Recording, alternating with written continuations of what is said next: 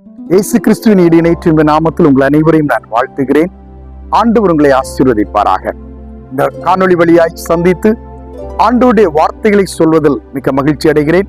2026 ஆண்டின் ஆகஸ்ட் மாதத்தின் முதல் நாள் உங்களுக்கு ஆசீர்வாதம் நிறைந்த நாளாக, இந்த மாதம் முழுவதும் ஆண்டவருடைய பிரசன்னம் உங்களோடு கூட இருக்கின்ற ஒரு மாதமாய் இருக்க கர்த்தர் உங்களுக்கு கிருபை செய்வாராக. ஒரு வசனத்தை உங்களுக்கு நினைவுபடுத்துகிறேன். பிலிப்பியரின் புஸ்தகம் 4வது அதிகாரம் 19வது வசனம். என் தேவன் தம்முடைய ஐஸ்வர்யத்தின்படி உங்கள் குறைவை எல்லாம் கிறிஸ்து இயேசுவுக்குள் மகிமையிலே நிறைவாக்குவார். குறைவுகள் இல்லாத ஒரு மனிதன் இல்லை. எந்த மனிதனை எடுத்தாலும் குறைவுகள் இருக்கும், நிறைவும் இருக்கும். எல்லா சூழ்நிலையிலும் நிறைவோடு வாழ்கிறவன் நல்ல மனிதன். இன்று ஆண்டவருடைய பிள்ளைகளாய் இருக்கிற நம்முடைய வாழ்விலே குறைவுகள் வருகின்ற பொழுது நாம் சோர்ந்து போகிறோம். ஒரு புதிய மாதத்தில் காலடி எடுத்து வைக்கிற நம்முடைய வாழ்வில் குறைவுகள் வருகின்ற நேரம் சோர்ந்து போகிற அனுபவங்கள் இருக்குமே என்று சொன்னால், இந்த நாளிலே கர்த்தர் அதை நிறைவாய் மாற்றப் போகிறார். தென் அமெரிக்க தேசத்திலே அமேசான் காடுகள் மத்தியில் ஊழியம் செய்து வந்தவர் தான் ஆல்பர்ட் ஹென்றி என்கிற தேவ மனிதர். இந்த ஆல்பர்ட் ஹென்றி 50க்கு மேற்பட்ட மலைவாழ் பிள்ளைகளை, ஆதரவில்லாத மக்களுக்கு ஒவ்வொரு நாளும் அவர்களுக்கேற்ற காரியங்களை நிறைவேற்றி வந்தவர். தன்னோடு கூட வைத்து 50க்கு மேற்பட்ட பிள்ளைகளுக்கு தன்னால் முடிந்த உதவிகளை செய்து வந்தார்.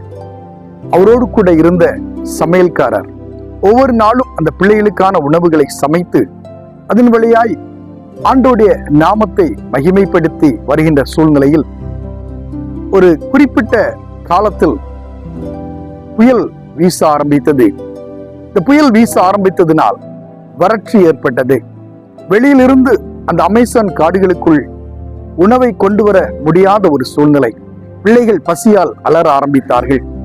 உணவில்லாத சூழ்நிலையில் பிள்ளைகள் எல்லாம் அழுது கொண்டிருக்க, சமையற்காரர் ஆல்பர்ட் ஹென்ரியை பார்த்து சொன்னார், இதுவரையிலும் இருந்த எல்லா உணவுகளும் தீர்ந்து போனது. கடைசி மூட்டை அரிசி வரையிலும் தீர்ந்து போனது. அடுத்த நேர உணவிற்கு வாய்ப்பே இல்லை. என்ன செய்ய போகிறீர்கள்? அவர் தன்னுடைய சமையற்காரரையும் அந்த பிள்ளைகளையும் அழைத்து கொண்டு அந்த ஆற்றுப்படுக்கையிலே நின்று ஜெபிக்க ஆரம்பித்தார். ஆறு முழுவதும் சகதியாய் இருந்தது. அதை தாண்டி செல்லவும் முடியாத ஒரு சூழ்நிலை. அவர்கள் ஜெபித்து முடிக்கின்ற சூழ்நிலையில் வித்தியாசமான ஒரு சத்தம் ஒன்று கேட்டது. திரும்பி பார்த்தார். ஒரு படகு ஒன்று உணவுப் பொருட்களோடு அங்கே வந்து நின்றது. ஆளில்லாத ஒரு படகு. நடந்தது என்ன? புயலின் சீற்றத்தினால் அந்த படகு அட்லாண்டிக் கடலிலிருந்து ஆற்றுக்கு நேராய் திரும்ப, அங்கிருந்த மக்கள் எல்லாம் கரையில் குதித்து தப்பித்து விட்டார்கள். இந்த படகு மட்டும் இந்த காற்றிலே இழுத்து வரப்பட்டது. உள்ளே பார்க்கின்ற பொழுது பதப்படுத்தப்பட்ட உணவுகள், ஐஸால் பதப்படுத்தப்பட்ட மீன் வகைகள் அதிகமாயிருந்தது. இதுவரையிலும் அந்த பிள்ளைகள் சாப்பிடாத உணவுகள் எல்லாம் உள்ளே இருந்தது. இதை பார்த்து அவர்கள் மகிழ்ச்சி அடைந்தார்கள். யாருக்கும் எந்த சேதமுமின்றி ஆண்டவர் அந்த உணவை இவர்களுக்கு நேராய் அழைத்து வந்தார். எனக்கு அன்பானவர்களே, கர்த்தர் நம்மை காண்கிறவர், நம்மை வழிநடத்துகிறவர், நம்மை பாதுகாக்கிறவர். 23ஆம் சங்கீதத்திலே சங்கீதக்காரன் அழகாய் சொல்லுகிறார், கர்த்தர் மேய்ப்பராய் இருக்கிறார், நான் தாட்சியடே. அவர் என்னை புல்லுள்ள இடங்களில் மேய்த்து அமர்ந்த தண்ணீர் அண்டையில் கொண்டு போய் விடுகிறார். இந்த வார்த்தைகள் எவ்வளவு உண்மையானவை! ஒவ்வொரு நாளும் ஆண்டவர் நம்மை நடத்துகின்ற அந்த விதங்கள் வித்தியாசமானது. ஒவ்வொரு நாளும் ஆண்டவர் நம்மை வழிநடத்துகின்ற அந்த சூழ்நிலைகளை பார்க்கின்ற பொழுது எவ்வளவு ஆச்சரியமாய் ஆண்டவர் நடத்தி கொண்டிருக்கிறார். வாழ்க்கையிலே எந்த குறைவும் வராதபடி இம்மட்டும் வழிநடத்தின ஆண்டவர் இனிமேலும் நம்மோடு கூட இருக்கிறார். ஒரு புதிய மாதத்திற்குள் காலடி எடுத்து வைக்கிறோம். நெகேமியா சொல்லுகின்ற பொழுது அழகான ஒரு வார்த்தையை சொல்லுவார். நெகேமியாவின் புஸ்தகம் 9வது அதிகாரம் 21வது வசனம்.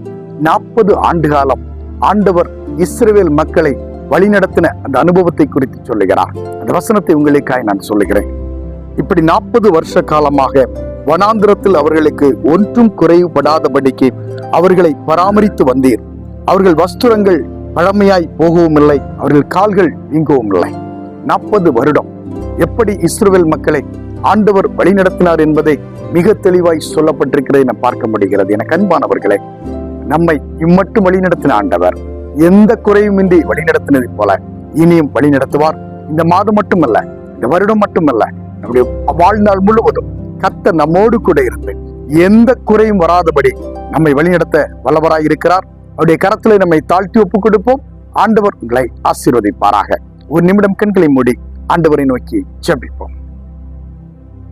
மகா கிருபையும் மட்டில்லாத இரக்கம் நிறைந்த எங்கள் பரலோகத்து நல்ல ஆண்டவரே, ஆசீர்வதிக்கப்பட்ட இந்த நேரத்திற்காக நன்றியோடு உம்மை துதிக்கிறோம், உம்மை ஸ்தோத்திரிக்கிறோம். இந்த நாளிலும் ஆண்டவருடைய சமூகத்தில் இருந்து ஆண்டவரை நோக்கி ஜெபிக்க கர்த்தர் கொடுத்த தயவிற்காய் நன்றி செலுத்துகிறோம். கர்த்தர் எங்களை ஆசீர்வதிக்கிறேன், குறைவுகளை நிறைவாய் மாற்றுகிறேன். எந்த சூழ்நிலையிலும் சோர்ந்து போகாதபடி ஆண்டவருக்குள் பலன் கொள்ள கர்த்தர் கிருபை. ஒரு புதிய மாதத்தில் காலடி எடுத்து வைத்திருக்கிறோம். இந்த மாதம் முழுவதும் கர்த்தருடைய பாதுகாவல், கர்த்தருடைய வழிநடத்தல், நீங்காத கிருபை எங்களோடு கூட இருக்கட்டும். உம்முடைய பாதுகாவல் எங்களை வழிநடத்தட்டும். இந்த நாளிலே உம்முடைய கரத்திலே எங்களை தாழ்த்தி ஒப்புக் கொடுக்கிறோம். உம்மை நோக்கி பார்க்கிற அத்தனை பேரும் கர்த்தர் ஆசீர்வதியும் நிறைவான வழிநடத்தல் கூட இருக்கட்டும். நான் உன்னை விட்டு விலகுவதும் இல்லை, நான் உன்னை கைவிடுவதும் இல்லை என்று சொன்ன ஆண்டவர் எங்கள் வாழ்வின் எல்லா குறைவுகளையும் மாற்றி நிறைவை கட்டளையிட்டு ஒவ்வொரு நாளும் கர்த்தர் வழி நடத்துகிறார். உம்முடைய பாதுகாவல் கூட இருக்கட்டும். இயேசு கிறிஸ்துவின் வழியாய் வேண்டுகிறோம், ஜெபம் கேளும் நல்ல பிதாவே, ஆமென். கிறிஸ்துவுக்குள் என மிகவும் அன்பானவர்களே, ஒருமுறை கூட உங்கள் அனைவரையும் வாழ்த்துகிறேன். இதுவரையிலும் வழிநடத்தின ஆண்டவர் இனிமேலும் உங்களோடு கூட இருப்பார். நம்முடைய குறைவுகள் எல்லாவற்றையும் கர்த்தர் நிறைவாக்கி ஆசீர்வாதமான வாழ்வை ஆண்டவர் தருவார். இந்த மாதமல்ல, வாழ்நாள் முழுவதும் கர்த்தருடைய பிரசனம் நம்மோடு கூட இருக்கும். நம்பிக்கையோடு அவருடைய பாதத்தில் ஒவ்வொரு நாளும் அமர்ந்து ஜெபித்து நம்முடைய கடமைகளை செய்வோம். ஆண்டவர் உங்களை ஆசீர்வதிப்பாராக. மீண்டும் அடுத்த காணொளியில் உங்களை சந்திக்கிறேன். ஆண்டவருடைய பிரசனம் உங்களை வழிநடத்தட்டும். நன்றி.